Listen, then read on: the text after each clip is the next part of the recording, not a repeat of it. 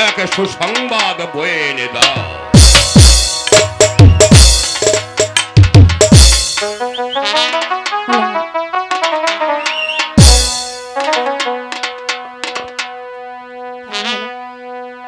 শোনেন শোনেন শোনেন বাদশা গো, ও বাদশা বলি যে আপনারে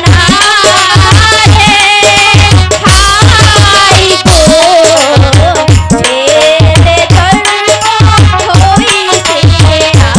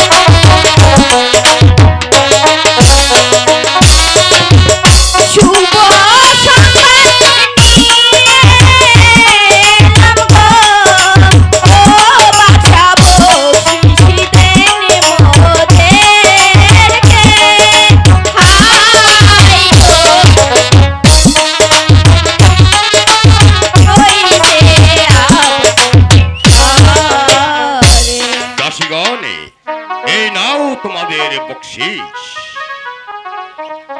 যাও এবার যার যার গৃহে ফিরে যাও। উজির সাহেব, জনাব, একটি কথা আপনাকে বলা হয়নি। সেই মনিবর আমাকে আরো অভিশাপ করেছে। আমার পুত্রের বয়স যেদিন 12 দিন পূর্ণ হবে, সেই 12 দিনের পুত্রের সঙ্গে 12 বছরের কন্যার বিবাহ দিয়ে সেই রাত্রে তাকে নির্বাসনে পাঠাতে হবে।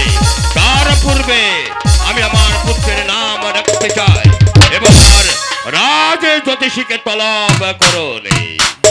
আছিস রাজ জ্যোতিষীকে দরবারে পাঠাতে। এই কয়কালী কণ্ঠেশ্বরী, কয়া দিলে কইতে পারি। ধুলা নারী ধুলাধারী, ধুলাই পড়লো হাত, ধুলার মধ্যে বসে আছে মহাদেব শিব শঙ্করের বাপ। জনাব, আমায় কিসের জন্য স্মরণ করেছেন? রাজ জ্যোতিষী, কয়া ফেল দেন। মহান আল্লাহ তাআলার ইচ্ছায় আর এক মনিবরের আশীর্বাদে আমি এক পুত্র সন্তানের পিতা হয়েছি। তাই তোমাকে দরবারে ডাকা হয়েছে। তুমি আমার পুত্রের নাম রেখে দাও। কিন্তু জনাব, আমাকে 5 মিনিট সময় দিতে হবে, আমার 5ই পুঁতি কেটে দেখতে হবে। রাজ জ্যোতিষী 5 মিনিট নয়, রাজ জ্যোতিষী 5 মিনিট নয়, তোমাকে 20 মিনিট সময় দেওয়া হলো। তুমি 5ই দেখে আমার সন্তানের নাম রেখে দাও। হরে কৃষ্ণ হরে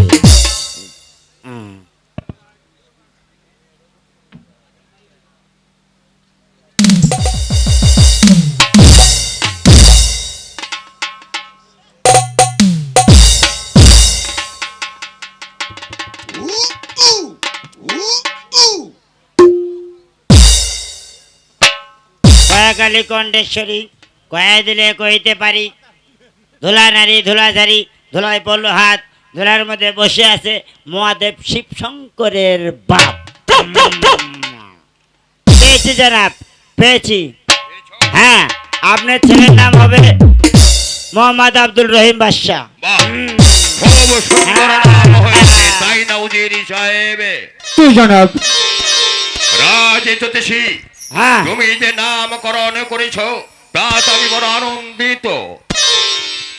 এই নাও তোমার বকশিস।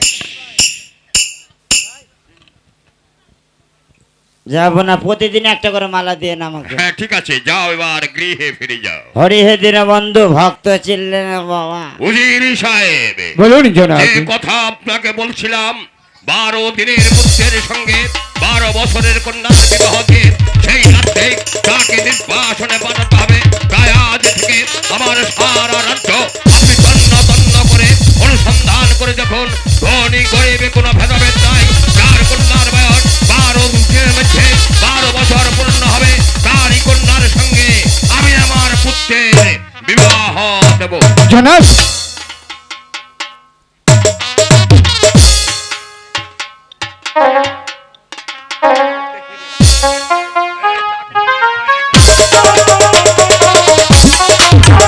উজিরি সাহেব, আপনার আজ অনুমতি নিয়ে বছরের কন্যা।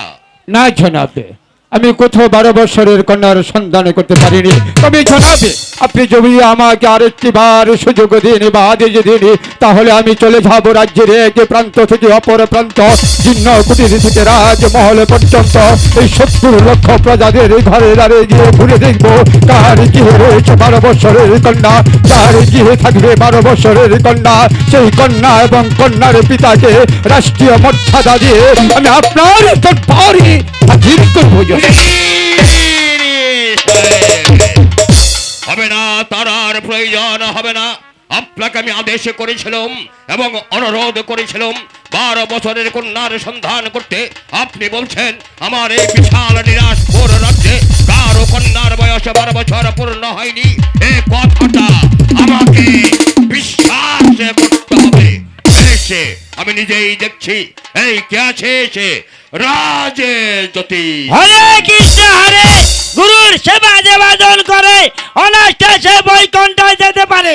দোলা নারী দোলাধারী দোলাই পড়ল হাত দোলার মধ্যে বসে আছে মহাদেব শিব শঙ্করের বাপ। হ্যাঁ বলেন জনাব। রাজ জ্যোতিষী, হ্যাঁ কয়া ফেললেন। আজ থেকে 11 দিন পূর্বে তুমি আমার পুত্রের নাম রেখে দিয়ে গিয়েছিলে। এবার তোমাকে গণনা করতে হবে আগামী দিনের মধ্যে আমার রাজ্যে কার কন্যার বয়স 12 বছর পূর্ণ হবে। 12 বছর পূর্ণ হবে, তাহলে জনাব আমাকে আজ 10 মিনিট সময় দিতে হবে, আমার পাঁজি বুদ্ধি কেটে দেখতে হবে। 10 মিনিট নয় রাজ জ্যোতিষী, 10 মিনিট নয়, তোমাকে 1 ঘন্টা সময় দেওয়া হলো। তুমি ভালো করে 5 পুঁজি দেখে 12 বছরের কন্যার সন্ধান করে দাও। হরে কৃষ্ণ হরে, গুরুর সেবা যে বাজন করে অনাষ্টে সে বৈকুণ্ঠে যেতে পারে। দেখি বাবা চশমা বাড়াও।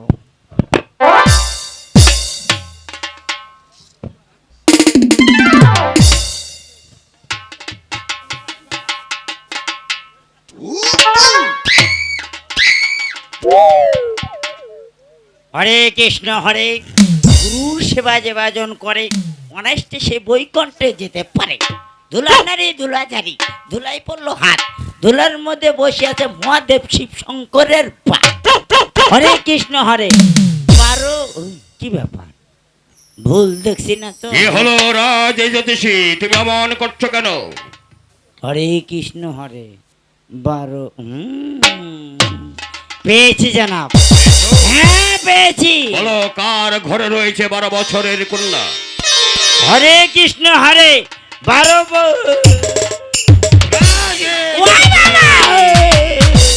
আমি জানতে চাই কার ঘরে রয়েছে 12 বছরের কন্যা। হুজুর ভয়ে বলবো না নির্ভয়ে? ভয়ে বলবে না নির্ভয়ে বলবে? একাব্বর বাদশা তোমাকে আদেশ করেছে, সে তোমার সামনে দণ্ডায়মান, তোমাকে অভয় দেওয়া হলো, তুমি নির্ভয়ে বলো। হরে কৃষ্ণ হরে, রাজে জ্যোতি।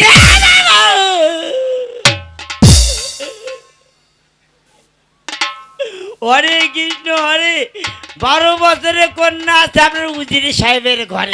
বলছে, মা রূপবানের বয়স আগামী শুক্রবার আসলে 12 বছর পূর্ণ হতে চলেছে। আর রূপবানের বয়স 12 বছর পূর্ণ হবে। এই নাও রাজে জ্যোতিষী তোমার বকশিস। এবার এসো আমার বকশিস দিলেন জানাব জায়া। এসো। হরে কৃষ্ণ হরে, গুরু সেবা যে ভজন করে।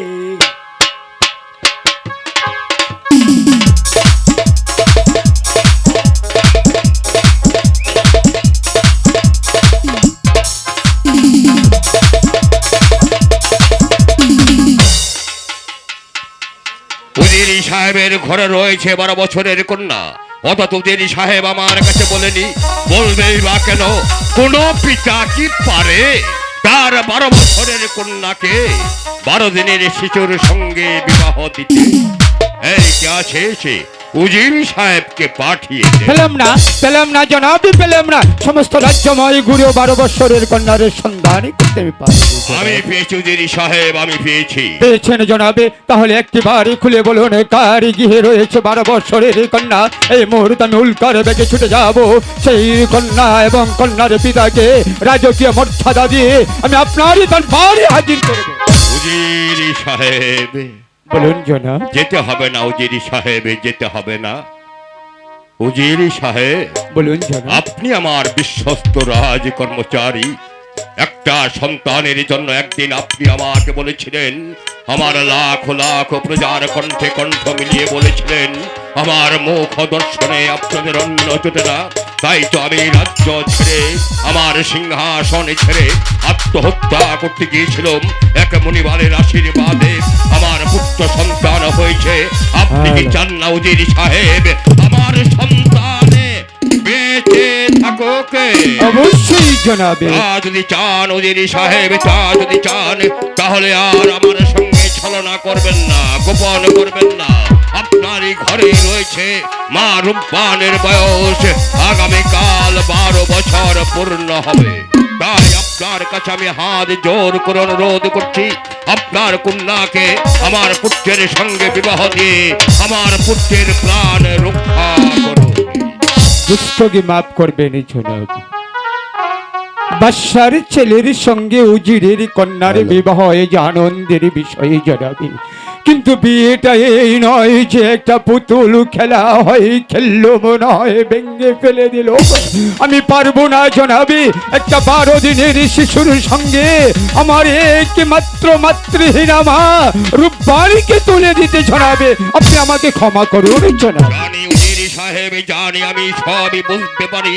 শুধু আপনি কেন উজিরি সাহেব, শুধু আপনি কেন, কোন পিতাই পারবে না তার 12 বছরের কন্যাকে 12 দিনের পুত্রের হাতে তুলে দিতে। কিন্তু আমি নিরুপায়, অসহায়। আপনি আমাকে ফিরিয়ে দেবেন না, অবজ্ঞায় ফিরিয়ে নেবেন না আপনার মুখ আমার পুত্রের প্রাণ রক্ষা করার জন্য।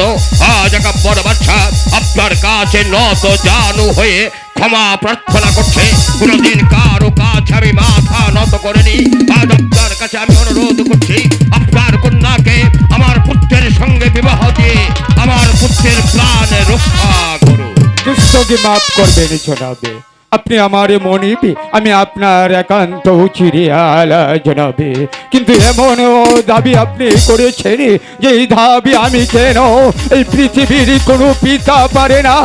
একটা 12 দিনের শিশুর সঙ্গে একটা 12 দিনের মেয়েকে বিয়ে দিতে আমি পারবো না জনাবে, আমি পারবো না। আপনি আমাকে আপনার দরবার থেকে যেতে দিন।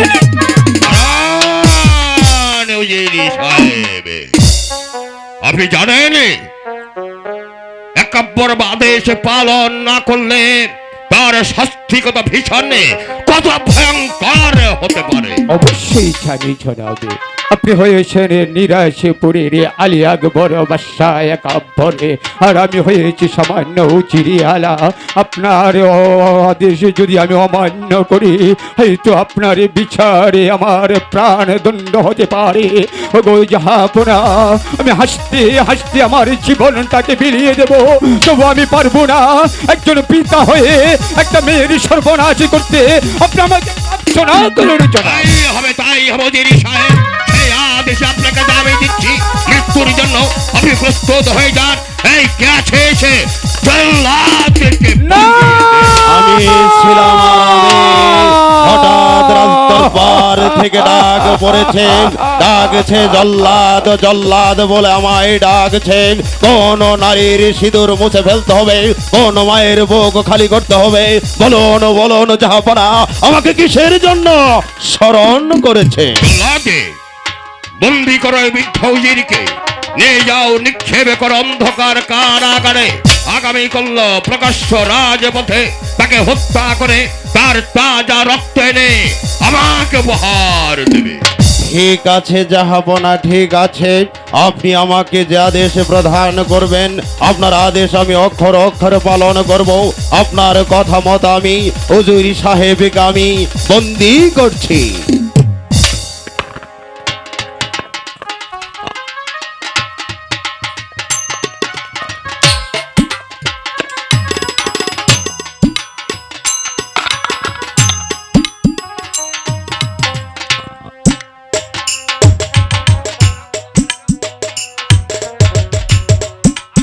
আসুন আসুন উজির সাহেব। দাঁড়াও ভাই ঘাতক। জাহাপনা, দীর্ঘদিন আমি আপনার পাশে থেকে আপনার রাজ দরবারের কর্মচারী হিসাবে আপনার দায়িত্বগুলি পালন করেছি জনাব। আজ আমি পিতা হয়ে আমার কন্যাকে যখন আপনার 12 দিনের শিশুর হাতে তুলে দিইনি, তার জন্য আমার হত্যার আদেশ হয়েছে জাহাপনা। তবু আমি খোদা তাআলার কাছে সন্তুষ্ট জনাবি। আমি মরে গিয়েও আমার মাকে আমি বাঁচাতে পারবো, আমি মরে গিয়েও আমি বাঁচাতে পারবো। কিন্তু জনাব, আমি যাবার পূর্বে শুধু আপনাকে একটা অনুরোধ করে যাচ্ছি জনাব। আপনার আদেশে আগামীকাল প্রত্যুষে হবে আমার প্রাণ দণ্ডের আদেশে। হাসতে হাসতে আমি আমার জীবনটাকে বিসর্জন দিয়ে দেবো জনাবে। কিন্তু যাবার পূর্বে এই কথাটি আমি আপনাকে বলে যাচ্ছি, আমার অবর্তমানে যেন আমার একমাত্র মেয়ে মা রূপালীকে অন্যায়ভাবে ছিনিয়ে না নয়, অন্যায়ভাবে ছিনিয়ে না নয়, ছিনিয়ে না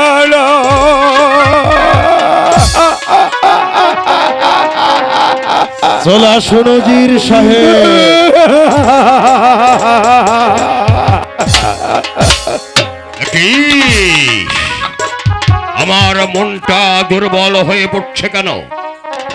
তাহলে কি উজিরি সাহেবকে হত্যার আদেশ দিয়ে আমি অন্যায় করেছি? না, অন্যায় আমি করিনি, অন্যায় আমি করতে পারি না। আমার পুত্রকে বাঁচিয়ে রাখার জন্য একা উজিরি কেন, আমাকে যদি আরো হাজারো মানুষকে হত্যার আদেশ দিতে হয় আমি তাই দেবো। তবু আমার পুত্রকে বাঁচিয়ে রাখতেই হবে।